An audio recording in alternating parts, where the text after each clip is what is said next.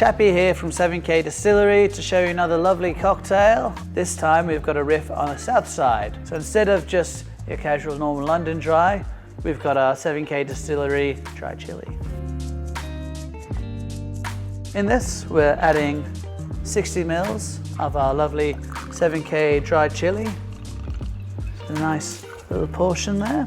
We have 30 mils of lime juice.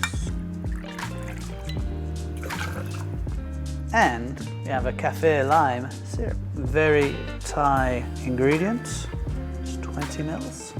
They're just trying to counteract the lovely high ABV in our dry chili by adding just a touch more sugar.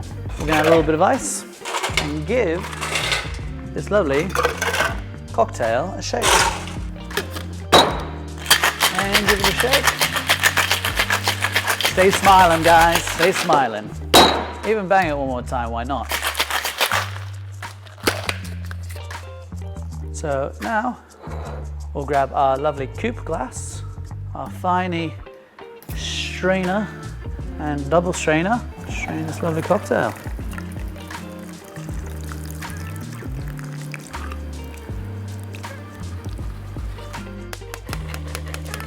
Look at that.